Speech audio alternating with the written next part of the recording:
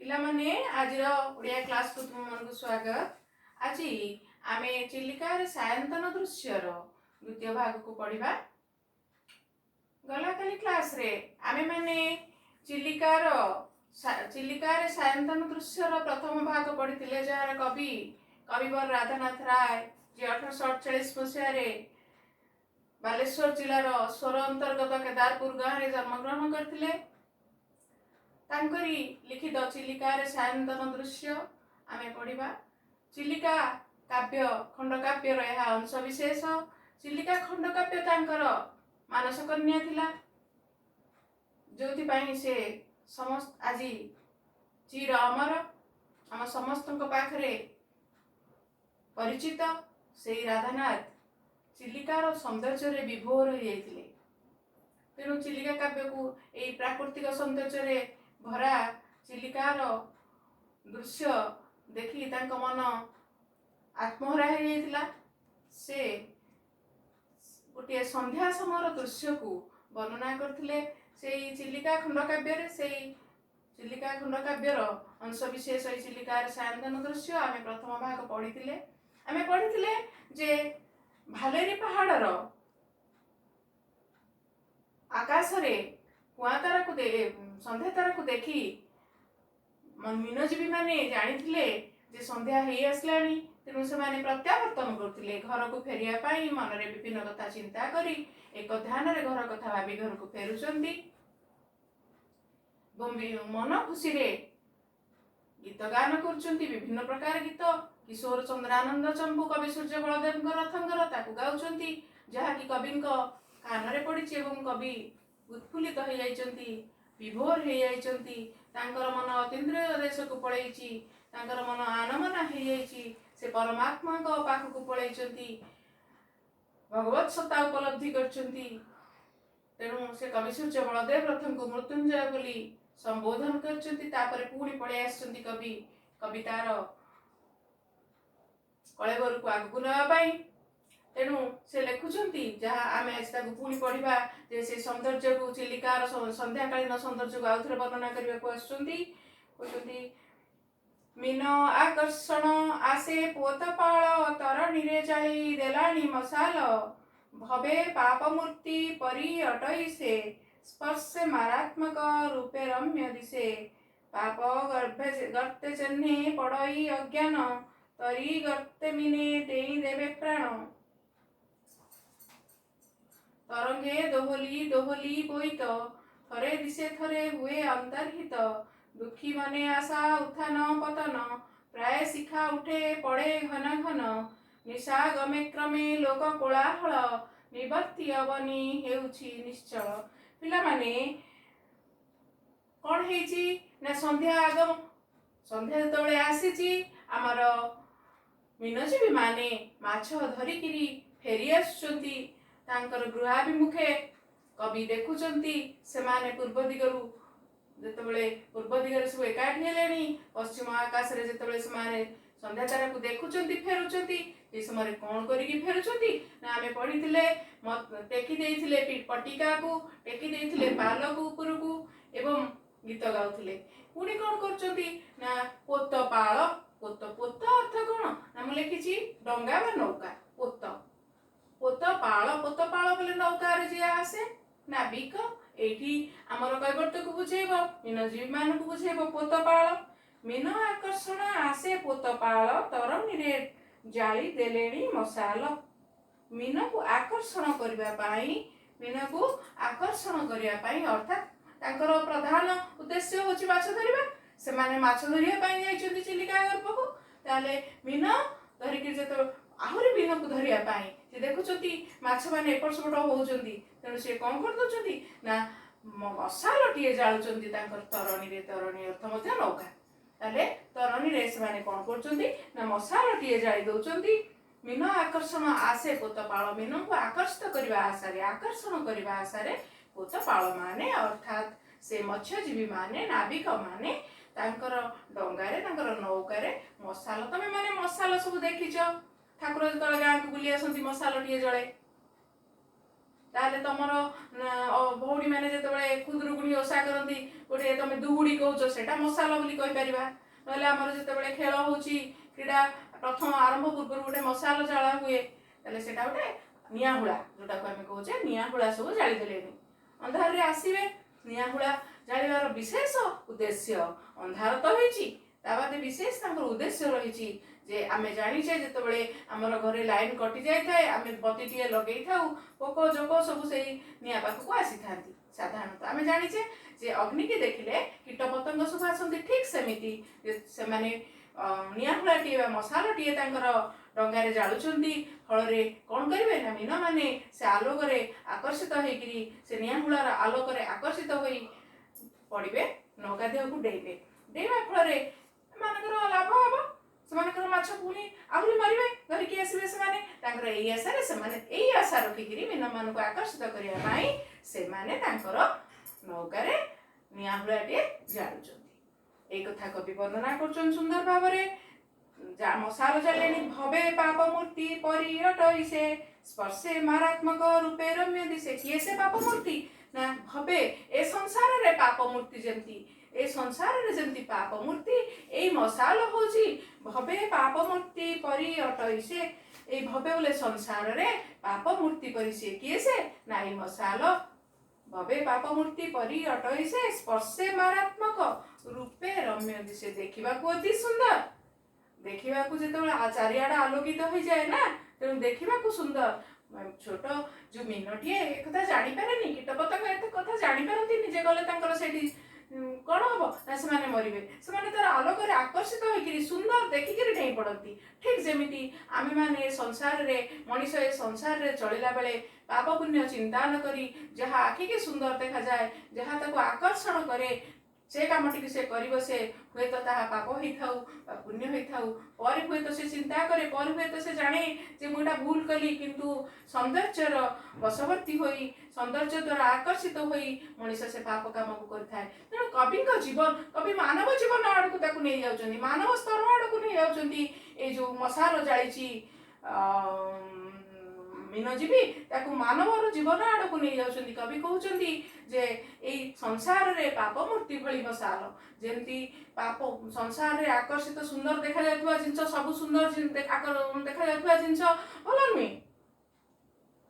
तेणु तथापि आम ताकू न बुझिकी चिंता न करी तार परिणाम न भाविकी प्रति आकर्षित हो फल आम असुविधा पड़ी था पाप कर पाप पापर विपरीत पुण्य आम जाने पाप पुण्य खराब काम ताले कहते तरणी तरणी अर्थात डंगा स्पर्शे मारात्मक जहाँ जो मसाल को छुईले मारात्मक हाथ ताती जीव मनीष जलीज लोकटा से मीनटा मरीज तथापि से कारण छुईले स्पर्शे मारात्मक छुईदेले मरीज किंतु रूपरे सुंदर दिसे पाप बेचेनी पड़ई अज्ञान तरी गर्भे मैंने देवे प्राण पाप गर्भरे जमती पड़िक अज्ञान लोकटे जानीपारे पाप कौन पुण्य कौन से तेणु जमी अज्ञान जार ज्ञान ना जे पाप पुण्य विचार करें सी जमी पाप गर्भरे पड़ी थाए सेमती तरी गर्भ को मीन मैंने डेईकरी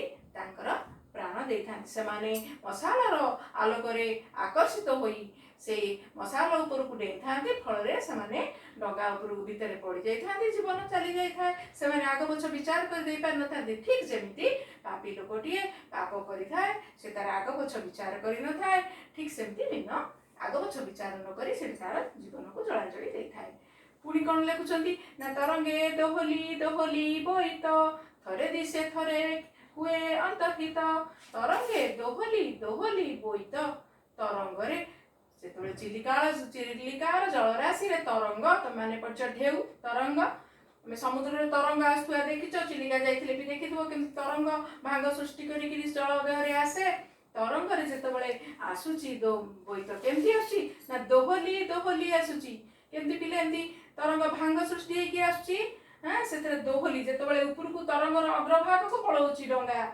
ऊपर को पलाऊँच पुणीटा जलटा हली जाऊँच तल को पलि आसले तल को पलि आसुची पुणी ऊपर को जाऊँच तरंगर जो स्तर स्तर होगी से रही भांग भांग होगी रही से सेमती ऊपर तल होगी आसुची फल डंगाटी हलुची ଦୁଃଖୀ ମନେ ଆଶା ଉତ୍ଥାନ ପତନ, ପ୍ରାୟ ଶିଖା ଉଠେ ପଡ଼େ ଘନ ଘନ। କହୁଛନ୍ତି ଯେଉଁ ତରଙ୍ଗ ଦେହରେ ଆସିଲା ବେଳକୁ ଯେତେବେଳେ ତରଙ୍ଗର ଅଗ୍ରଭାଗକୁ ପଳାଉଛି ସେତେବେଳେ ଆମକୁ ଦେଖାଯାଉଛି, ଯେତେବେଳେ କବିକି ଦେଖାଯାଉଛି, ଯେତେବେଳେ ତଳକୁ ପଳାଉଛି ସେତେବେଳେ କବିକି ଦେଖାଯାଉନାହିଁ। ତେଣୁ ସେ କହୁଛନ୍ତି ଯେ ଥରେ ଦିଶେ ପୁଣି ଥରେ ଲୁଚିଯାଏ, ଥରେ ଦିଶେ ପୁଣି ଥରେ ଅନ୍ତର୍ହିତ ହେଇଯାଏ। ଅନ୍ତର୍ହିତ ଶବ୍ଦର ଅର୍ଥ ଲୁଚିଯିବା।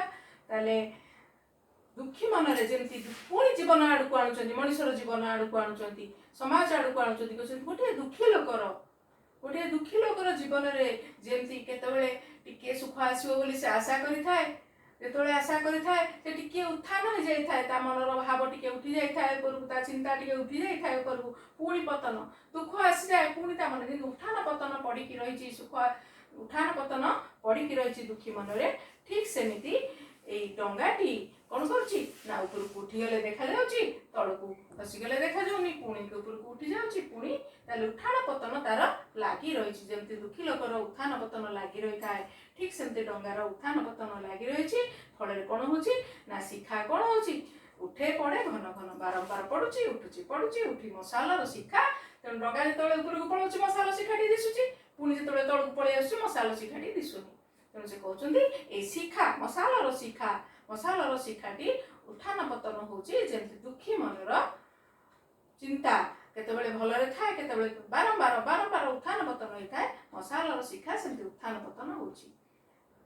ନିଶା ଗମେ କ୍ରମେ ଲୋକ କୋଳାହଳ, ନିବର୍ତ୍ତି ଅବନି ହେଉଛି ନିଶ୍ଚଳ। ନିଶା ଗମେ କ୍ରମେ ଲୋକ କୋଳାହଳ, ନିଶା ଗମେ, ନିଶାର ଆଗମନରେ, ନିଶା ଆଗମେ, ନିଶା ଅର୍ଥାତ୍ ରାତି, ନିଶାର ଆସିବାରୁ, ରାତି ହେବାରୁ, ସନ୍ଧ୍ୟା ହଉ ଧୀରେ ଧୀରେ ରାତି ଆସିଯିବ ବୋଲି କବି କହୁଛନ୍ତି। ସେମାନେ ଜାଣିଛନ୍ତି, ମୀନଜୀବୀ ମାନେ ବି ଜାଣୁଛନ୍ତି ରାତି ହେଇଯିବ, ସନ୍ଧ୍ୟା ପରେ ପରେ ରାତି ମାଡ଼ି ଆସେ।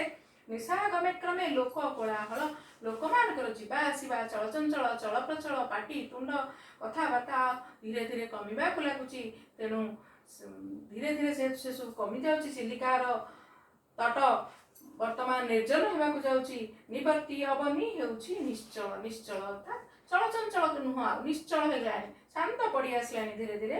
ଅବନି ଅର୍ଥାତ୍ ପୃଥିବୀ, କୋଉଠି ପୃଥିବୀ ଶାନ୍ତ ପଡ଼ିଗଲାଣି ନା ସେ ଚିଲିକାର ଉପକୂଳରେ। ଚିଲିକା କୂଳଟା ବର୍ତ୍ତମାନ କ'ଣ ହେଇଗଲାଣି, ଜନଶୂନ୍ୟ ହେଲାଣି ଧୀରେ ଧୀରେ। ଲୋକମାନଙ୍କର ଚଳପ୍ରଚଳ ଗହଳି ସବୁ କମି ଗଲାଣି। ଜଳସ୍ଥଳ ନଭ ଜ୍ୟୋତ୍ସ୍ନା ପରିପ୍ଲୁତ, ସୃଷ୍ଟି ଯେହ୍ନେ ଦିଶେ ପାରଦ ଧୌତ। ଜଳସ୍ଥଳ ନଭ, ଜଳ ଅର୍ଥାତ୍ ଚିଲିକାର ଜଳରାଶି, ସ୍ଥଳଭାଗ ତାର ଉପକୂଳ, ସମତଳ ଅଞ୍ଚଳ, ନଭ ଆକାଶ। ତାହେଲେ ଚିଲିକାର ପରିପାର୍ଶ୍ୱ ଚାରିଆଡ଼େ ବର୍ତ୍ତମାନ ଜନଶୂନ୍ୟ ହେଇଗଲାଣି, ଲୋକ କୋଳାହଳ କମିଗଲାଣି। ତେଣୁ ଚାରିଆଡ଼େ କ'ଣ ହେଉଛି ନା ଜଳ ସ୍ଥଳ ନଭ ଜ୍ୟୋତ୍ସ୍ନାରେ ପରିପ୍ଲୁତ ହେଇଗଲାଣି। ଜ୍ୟୋତ୍ସ୍ନାରେ ପରିପ୍ଲୁତ ହେଇଗଲାଣି ଅର୍ଥାତ୍ ଚାରିଆଡ଼େ ଜ୍ୟୋତ୍ସ୍ନା, ତମକୁ କାଲି କହିଥିଲି ଜ୍ୟୋତ୍ସ୍ନା ଅର୍ଥାତ୍ ସୂର୍ଯ୍ୟଙ୍କର କିରଣକୁ ଜ୍ୟୋତ୍ସ୍ନା କୁହାଯାଏ। ଜ୍ୟୋତ୍ସ୍ନା ସୂର୍ଯ୍ୟଙ୍କର କିରଣ ବର୍ତ୍ତମାନ ଚାରିପଟେ ପଡ଼ିଗଲାଣି। ଚାରିଆଡ଼େ ଚନ୍ଦ୍ରଙ୍କର କିରଣ ବର୍ତ୍ତମାନ ଚାରିଆଡ଼େ ପଡ଼ିଗଲାଣି। ଚନ୍ଦ୍ରଙ୍କ କିରଣକୁ ଆମେ ଜ୍ୟୋତ୍ସ୍ନା କହୁଛେ। ବର୍ତ୍ତମାନ ତାର ରଙ୍ଗ ରୂପେଲି ରଙ୍ଗ କାଲି କହିଥିଲି, ଚାରିଆଡ଼େ ସେ ପଡ଼ିଗଲାଣି। ତେଣୁ କୋଉଠି ପଡ଼ୁଛି ନା ଜଳ, ସ୍ଥଳ ଆଉ ନଭରେ ପଡ଼ିଲାଣି। ସୃଷ୍ଟି ତେଣୁ କ'ଣ ଦିଶୁଛି ନା ସୃଷ୍ଟି ଦିଶେ ଯେନେ ପାରଦ ଧୌତ। ପାରଦ ଏକ ଧାତୁ। ହେଲେ ପାରଦର ରଙ୍ଗ କେମିତି ନା ପାଣ୍ଡୁର ବର୍ଣ୍ଣ।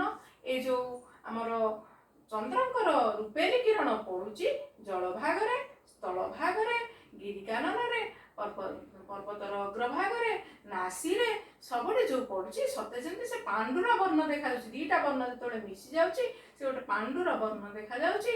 କବି ସେଟାକୁ କହୁଛନ୍ତି ଯେ ସୃଷ୍ଟି ଦିଶେ ଯେନେ ପାରଦ, ସତେ ଯେମିତି ପାରଦରେ ଧୁଆ ହେଇଛି ଚାରିଆଡେ।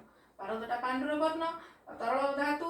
ସେ ଯେତେବେଳେ କବି କହୁଛନ୍ତି ସେ ପାରଦରେ ଧୁଆ ହେଇଛି। ଆମେ ମାନେ ପାରଦ ସବୁ ଦେଖିଛେ, ପାରଦ କୋଉଠି ବ୍ୟବହାର ହେଇଛି, ଥର୍ମୋମିଟର ଦେଖିଛ, ସେଥିରେ ପାରଦ ବ୍ୟବହାର ହୁଏ। ପ୍ରତିବିମ୍ବ ରାଜି ଦ୍ୱୀପ ଶୈଳ ତଳେ, ସ୍ପଷ୍ଟାକାରେ ଶୋଭେ ହ୍ରଦ ଅନ୍ତଃସ୍ଥଳେ। ଏ ଚାରିଆଡେ ଚନ୍ଦ୍ରଙ୍କର ଜ୍ୟୋତ୍ସ୍ନା ପଡ଼ିଥିବାରୁ, ଚନ୍ଦ୍ରଙ୍କର କିରଣ ପଡ଼ିଥିବାରୁ ବର୍ତ୍ତମାନ ତାର ପ୍ରତିବିମ୍ବ ଗୁଡ଼ିକ କୋଉଠି ଦେଖାଯାଉଛି। ତମେ ମାନେ ଯେତେବେଳେ ପୂର୍ଣ୍ଣମୀ ଦିନରେ ପୂର୍ଣ୍ଣମୀ ରାତିରେ ଆମେ ଯଦି ଚାଲିକି ଯାଉଥାଏ, ଆମର ଛାଇ ଯେତେବେଳେ ଉଜ୍ଜ୍ୱଳ ଚନ୍ଦ୍ର କିରଣ ପଡ଼ିଥାଏ ରାତିରେ, ଆମ ମାନଙ୍କର ଛାଇ ଆମ ପଛ ଆଡ଼େ ପଡ଼ିଥାଏ। ଆମେ ଦେଖିଛୁ ଆମର ପଛକୁ ରହିଥାଏ, ଆଗକୁ ରହିଥାଏ, ବେଳେବେଳେ କଡ଼କୁ ରହିଥାଏ। ଆମେ ଯୁଆଡ଼େ ଯାଇଥାଉ ଆମର ଛାଇ ସିଆଡ଼େ ଗଲା ଭଳି ଲାଗୁଥାଏ। ବର୍ତ୍ତମାନ ଯେତେବେଳେ ଚନ୍ଦ୍ରଙ୍କର କିରଣ ପଡ଼ିଛି ଚାରିଆଡ଼େ ଚାରିଆଡ଼େ ଚନ୍ଦ୍ରରେ କିରଣରେ ଚାରିଆଡ଼େ ପରିପ୍ଲୁତ ହେଇଛି, ସେତେବେଳେ ତାର ପ୍ରତିବିମ୍ବ ଗୁଡ଼ିକ ଚିଲିକାର ଜଳରାଶିରେ ଦେଖାଯାଉଛି। କବି ସୁନ୍ଦର ବର୍ଣ୍ଣନା କରୁଛନ୍ତି। ଚିଲିକାର ଜଳରାଶିରେ ପ୍ରତିବିମ୍ବ ରାଜି, ପ୍ରତିବିମ୍ବ ବୋଲେ ପ୍ରତିଛବି, ରାଜି ହେଲା ସମୂହ, ଦୀପ ଶୈଳ ତଳେ ସ୍ପଷ୍ଟାକାରେ ଶୋଭେ ହ୍ରଦ ଅନ୍ତଃସ୍ଥଳେ। ସମସ୍ତେ ପ୍ରତିବିମ୍ବ ସମୂହ କୋଉଠି ନା ଦୀପ ଶୈଳ, ଦୀପ ବୋଲେ ଚାରି ଭାଗ, ଗୋଟେ ଜଳ ଭାଗ, ମଝିରେ ସ୍ଥଳ ଭାଗ ଦ୍ୱୀପ, ଶୈଳ, ଶୈଳ ହେଲା ପାହାଡ଼ ପର୍ବତ, ସ୍ପଷ୍ଟାକାରେ ସ୍ପଷ୍ଟ ଆକାରରେ, ସ୍ପଷ୍ଟ ଆକାରେ ସ୍ପଷ୍ଟାକାରେ, ସ୍ପଷ୍ଟ ଆକାରରେ ଦେଖାଯାଉଛି ଶୋଭେ ହ୍ରଦ ଅନ୍ତଃସ୍ଥଳରେ, ଏମାନଙ୍କର ପ୍ରତିବିମ୍ବ ରାଶି ସବୁ ଦେଖାଯାଉଛି। କ୍ଷୀରୋଦ ସୋଦର ଜ୍ୟୋତ୍ସ୍ନାନବେ ଭାସି, ଦିଶନ୍ତି ବିଶଦ ଗିରି ବନ ନାସି। କ୍ଷୀରୋଦ ସୋଦର, କ୍ଷୀରୋଦ, କ୍ଷୀରୋଦ ବୋଲେ କ୍ଷୀର ସମୁଦ୍ର, ସୋଦର, କ୍ଷୀରୋଦ ସୋଦର ଜ୍ୟୋତ୍ସ୍ନାନବେ ଭାସି। କ୍ଷୀରୋଦ ସୋଦର ଅର୍ଥାତ୍ ଚନ୍ଦ୍ରଙ୍କୁ କ୍ଷୀରୋଦ ସୋଦର ବୋଲି କୁହାଯାଇଛି।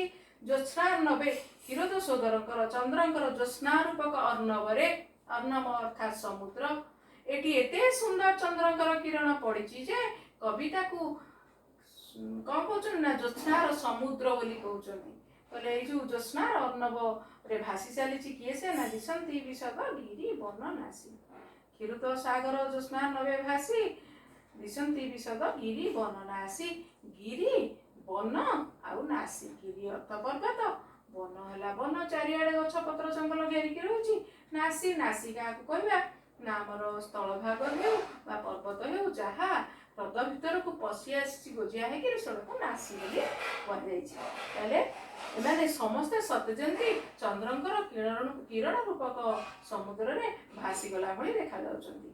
ସ୍ନିଗ୍ଧ ତରୁ ପତ୍ରେ କୋଉଠି କୋଉଠି, ତାହେଲେ ଏହା ଉପରେ ମଧ୍ୟ ଆମେ ଏଥିରୁ ଅନୁଭବ କରୁଛୁ ଯେ କବି କହୁଛନ୍ତି ଚନ୍ଦ୍ରଙ୍କର କିରଣ କୋଉଠି କୋଉଠି ପଡୁଛି ନା ଜଳ, ସ୍ଥଳ ଆଉ ନଭ ଚାରିଆଡେ ପଡୁଛି, ପ୍ରତିବିମ୍ବ ଶୈଳ ଉପରେ ପଡୁଛି, ଆଉ ଗିରି ବନ ନାସି ସବୁ ଉପରେ ଆଉ କାହା ଉପରେ ପଡୁଛି ନା ସ୍ନିଗ୍ଧ ତରୁ ପତ୍ରେ ମସୃଣ ଉପଳେ, ଜକ ଜକ ହୋଇ ଜ୍ୟୋତ୍ସ୍ନା ପ୍ରତିଫଳେ। ସ୍ନିଗ୍ଧ ତରୁ ପତ୍ରରେ, ସ୍ନିଗ୍ଧ ବୋଲେ କଅଁଳିଆ, ମୁଁ ଲେଖିଛି ଏଠି ସ୍ନିଗ୍ଧ କଅଁଳିଆ, କୋମଳ କୋମଳ, ସ୍ନିଗ୍ଧ ତରୁ ପତ୍ରେ ଗଛର ପତ୍ରରେ, କଅଁଳିଆ ଗଛ ପତ୍ର ଉପରେ, ମସୃଣ ବୋଲେ ଚିକଣ, ଉପଳ ଉପଳ ଉପଳ ଉପଳ ବୋଲେ ଛୋଟ ଛୋଟ ପଥର ଖଣ୍ଡ ସବୁ ଉପରେ ପଡୁଛି ଚନ୍ଦ୍ରଙ୍କର କିରଣ। ତେଣୁ ସେ କଣ ଦେଖାଯାଉଛି ନା ଜକ ଜକ ହୋଇ ଜ୍ୟୋତ୍ସ୍ନା ପ୍ରତିଫଳେ। ଜକ ଜକ, ଜକ ଜକ ଦିଶୁଛି, ଆମେ ଚକ ଚକ କହୁଛେ, ଜକ ଜକ କହୁଛେ, ଜକ ଜକ ଦିଶୁଛି, ଚାରିଆଡେ ଚିକ୍ ଚିକ୍ ମାରୁଛି ଜ୍ୟୋତ୍ସ୍ନା ପ୍ରତିଫଳେ। ଏଇ ଚନ୍ଦ୍ରଙ୍କ କିରଣ ପଡିକିରି ସବୁ ଉପରେ ପଡୁଛି, ସବୁ ଦେଖାଯାଉଛି, ଚକ ଚକ ମାରୁଛି ସବୁ ଜକ ଜକ। ଏଠି ଗୋଟେ ଆମେ ଘନ ଘନ ପଢିଥିଲେ ଯୁଗ୍ମ ଶବ୍ଦ ସବୁ କେମିତି, ଜକ ଜକ, ଘନ ଘନ, ଖଟ ଖଟ, ତର ତର, ଖଡ ଖଡ, ଇଏ ଏକ ପ୍ରକାର ଯୁଗ୍ମ ଶବ୍ଦ। ସର୍ପେ ଚିତ୍ର ଚନ୍ଦ୍ର ଚୂଡ଼ ତନୁ ଭଳି, ଛାୟା ମିଶ୍ର କରେ ଶୋଭେ ବନସ୍ଥଳୀ। ସର୍ପେ ଚିତ୍ର ଚନ୍ଦ୍ର ଚୂଡ଼ ତନୁ ଭଳି, ତନୁ ଅର୍ଥାତ୍ ଶରୀର, ଚନ୍ଦ୍ର ଚୂଡ଼ କିଏ ସେ ନା ଚନ୍ଦ୍ର ଚୂଡ଼ାରେ ଯାହାର ସେ ଚନ୍ଦ୍ର ଚୂଡ଼। ଚନ୍ଦ୍ର କାହାର ଚୂଡ଼ାରେ ଅଛି କହିଲ ପିଲାମାନେ? ଶିବଙ୍କର ଅନ୍ୟ ନାମ ଚନ୍ଦ୍ର ଚୂଡ଼, ଚନ୍ଦ୍ର ମୌଳି, ଚନ୍ଦ୍ର ଚୂଡ଼ାରେ ଯାହାର। ତମେ ଦେଖିଥିବ ଶିବ ଯେତେବେଳେ ତାଙ୍କର ଯୋଉ ଚୂଡ଼ା ଦେଖୁଛ ଫଟୋରେ ଶିବଙ୍କ ଚୂଡ଼ା, ଆମେ ତ କେହି ଶିବଙ୍କୁ ଦେଖିନି, ତାଙ୍କ ଫଟୋଟା ଯୋଉ ଦେଖୁଛେ ସେଇ ଚୂଡ଼ା ଉପରେ ଏମିତି ଖଣ୍ଡିଆ ଜହ୍ନ ଖଣ୍ଡେ ରହିଛନ୍ତି, ତେଣୁ ତାଙ୍କୁ ଚନ୍ଦ୍ର ଚୂଡ଼ କୁହାଯାଇଛି। ସର୍ପେ ଚିତ୍ର ଚନ୍ଦ୍ର ଚୂଡ଼ ତନୁ ଭଳି, ସର୍ପେ ଚିତ୍ର ସର୍ପ, ଆମେ ଜାଣିଛେ ଶିବଙ୍କର ଭୂଷଣ ହଉଛି ସର୍ପ, ପର୍ଣ୍ଣଗ ଭୂଷଣ ତାଙ୍କ ନାଁ, ସିଏ ସାପଟେ ଗୁଡେଇ ହେଇଥାନ୍ତି ବେକରେ। ତାହେଲେ ସର୍ପେ ଚିତ୍ର ଚନ୍ଦ୍ର ଚୂଡ଼ ତନୁ ଭଳି, ସର୍ପରେ ଚିତ୍ରିତ ହେଇଥିବା ଚନ୍ଦ୍ରଚୂଡ଼ ତନୁ ଭଳି ଶିବଙ୍କ ଶରୀର ଭଳିଆ ଛାୟାଟା ଦିଶେ, ଛାୟା ମିଶ୍ର କରେ ଶୋଭେ ବନସ୍ଥଳୀ। କାହିଁକି ପିଲାମାନେ ତମେ ଦେଖିଛ ଟିଭିରେ ଯେତେବେଳେ ଦଉଛି ମହାଭାରତ, ତା ପୂର୍ବରୁ ଶିବଙ୍କର ଗୋଟେ ପ୍ରତିମୂର୍ତ୍ତି ଗୋଟେ ବା ଗୋଟେ ଫିଲ୍ମରେ ଦେଲାବେଳେ ପ୍ରଥମେ ଶିବଙ୍କର ଗୋଟେ ଛବିକି ଦେଖାଯାଏ। এটা କ'ଣ ନା ପୁରା ଶିବ ଦେଖାଯାଉଥିବେ, ତାଙ୍କ ଛାଇଟା ଯେମିତି ଆମେ ଆମର ଫଟୋର ନେଗେଟିଭରେ ଦେଖିଥାଉ ସେମିତି ଛାଇଟା ଦେଖାଯାଏ, ଶିବଙ୍କର ଖାଲି ଷ୍ଟାଚ୍ୟୁଟା ଦେଖାଯାଉଥିବ, ଠିକ୍ ସେମିତି ଛାଇ ଗୁଡ଼ାକ ଦେଖାଯାଉଛି। ସର୍ପଟା ଏମିତି କାନ୍ଧରେ ରହିଲା ଭଳିଆ ବେକରେ ଟେକି ହେଲା ଭଳିଆ ରହିଥିବ, ଏ ଛାଇଟା ଯେମିତି ଦେଖାଯାଏ ସେ ପ୍ରତିବିମ୍ବ ଗୁଡ଼ିକ ଜଳ ଭିତରେ, ଆମର ଚିଲିକା ହ୍ରଦର ଜଳ ଭିତରେ ସେମିତି ଦେଖାଯାଉଛି ବୋଲି କବି ବର୍ଣ୍ଣନା କରୁଛନ୍ତି। ବନସ୍ଥଳୀ ପ୍ରଶାନ୍ତ ଏଇ ବନଭୂମିର ଛବିଗୁଡ଼ିକ ସବୁ ଚିଲିକାର ହ୍ରଦ ଭିତରେ ପ୍ରତିବିମ୍ବିତ ହୋଇ ସତେ ଯେମିତି ସର୍ପରେ ଚିତ୍ରିତ ହୋଇଥିବା ଚନ୍ଦ୍ରଚୂଡ଼ଙ୍କ ଭଳି ଶରୀର ଭଳି ଦେଖାଯାଆନ୍ତି। ପ୍ରଶାନ୍ତ ନୀରବ ଗିରିବନ ଦେଶ, ନାହିଁ ଏଥି ନର ଚହଳର ଲେଶ।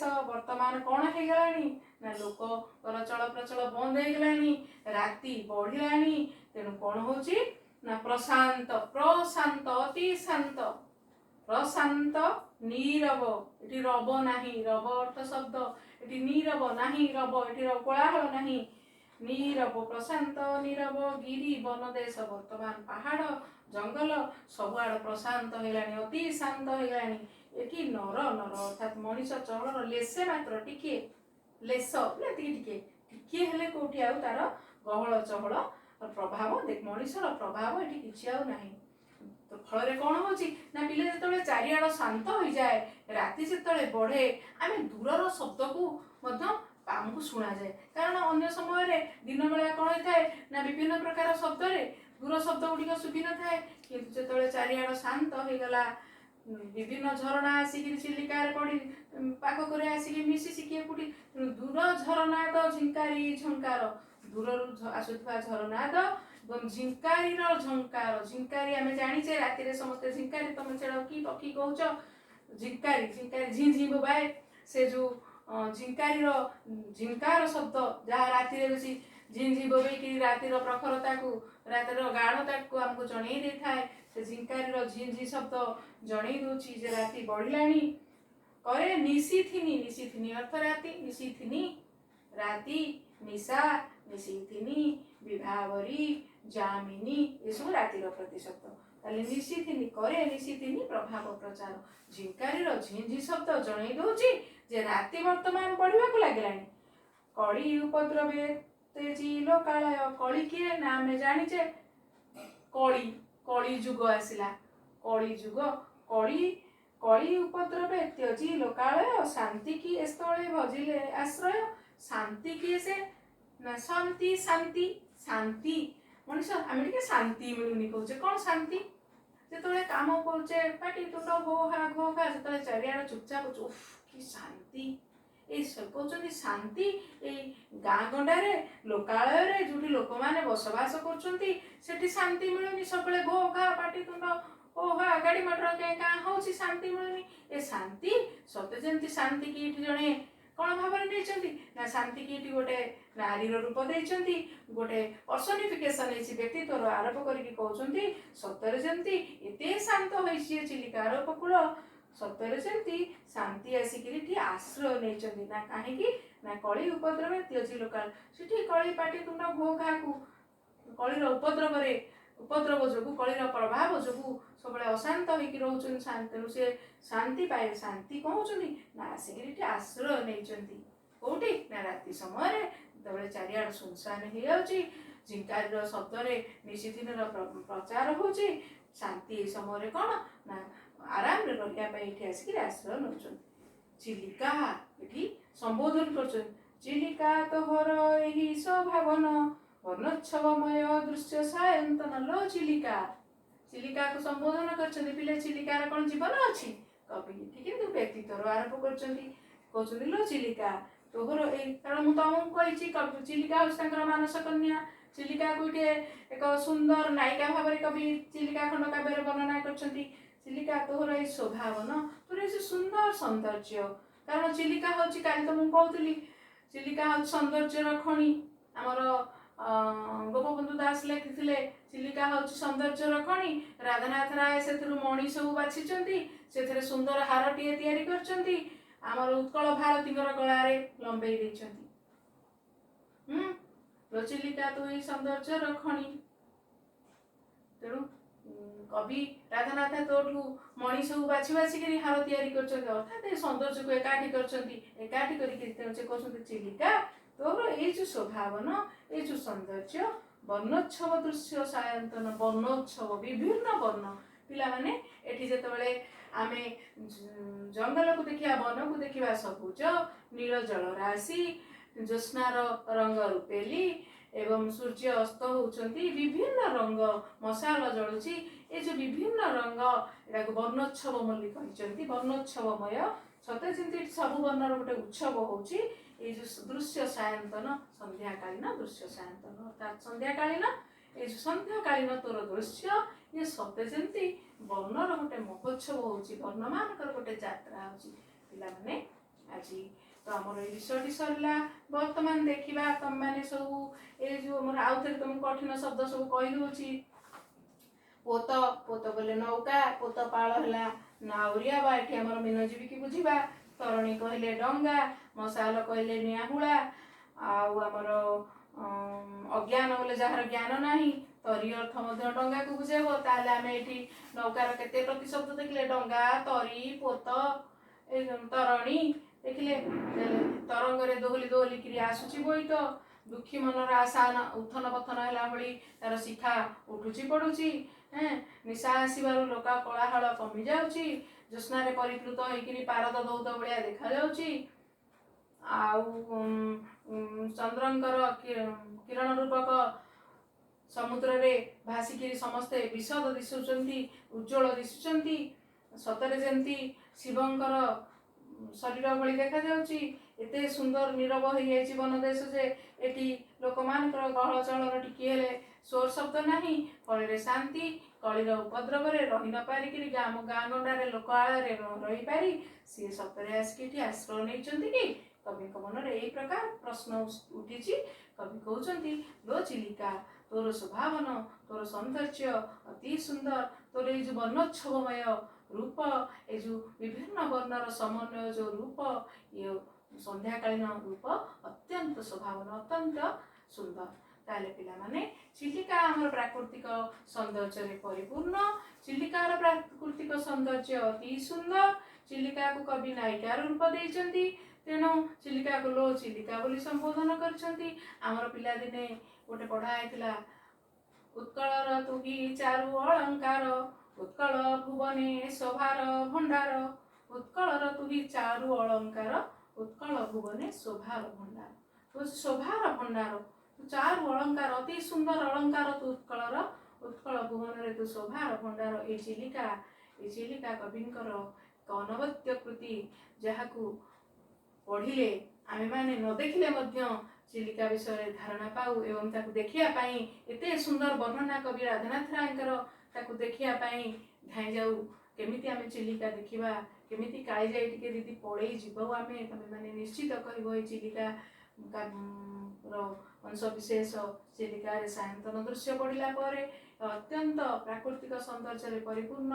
କାରଣ ଗୋପବନ୍ଧୁ ଦାସ ଯେତେବେଳେ ଯାଉଥିଲେ ଆମର କାରାଗାରକୁ, ରେଳ ଉପରେ ବସିକିରି ସେ ଲେଖିଛନ୍ତି, ରେଳ ଉପରେ ଚିଲିକା ଦର୍ଶନରେ କହିଛନ୍ତି, ରହ ରହ କ୍ଷଣେ ବାଷ୍ପୀୟ ସକଟ, ଦେଖିବି ଚିଲିକା ଚାରୁ ଚିତ୍ରପଟ, ଚିତ୍ରମଣି ଯେଣୁ ନାହିଁ ଅନୁଭବ, ବାସ୍ତବ ବିଶ୍ୱେ କି ଏ ଛବି ସମ୍ଭବ।